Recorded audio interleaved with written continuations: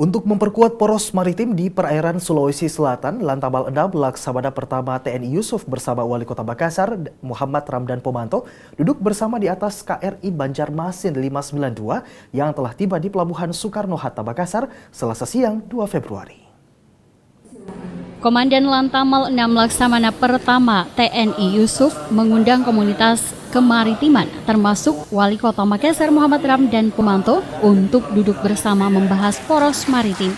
Dan Lantamal 6 mengungkapkan kegiatan yang dilakukan kali ini di atas kapal KRI Banjarmasin 592 Landing Platform Dock tidak lain untuk berkumpul dengan komunitas kemaritiman untuk membahas masalah poros maritim.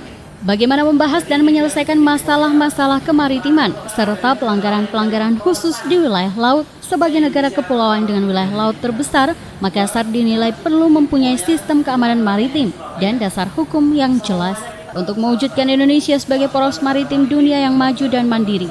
Sementara itu, Wali Kota Makassar Muhammad Ramdan Pomanto mengungkapkan dengan adanya kegiatan tersebut pihaknya berharap bukan untuk yang terakhir kalinya, namun dapat berjalan terus ke depan untuk membahas dan menyatukan pendapat terkait program Presiden, yakni poros maritim. Sebab Makassar yang merupakan kota maritim perlu dukungan semua pihak. Kita mulai membahas bagaimana menyatukan pendapat soal kemaritiman kita. Makassar ini adalah kota maritim. Secara RPJMP kita jelas sekali dikatakan bahwa kota maritim, kota budaya, kota pendidikan, kota perdagangan, dan ada lima kapasitas kota yang sudah ditentukan secara perda.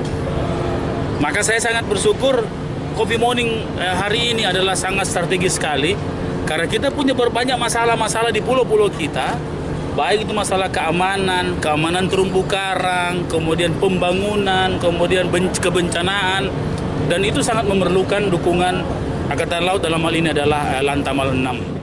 Dani menambahkan dilihat dari masalah yang timbul dari keamanan dan pembangunan, tentunya membutuhkan pihak terkait dalam hal ini Lantamal 6 untuk membangun kota Makassar, bukan hanya dari darat tetapi dari perairan dan pulau-pulau.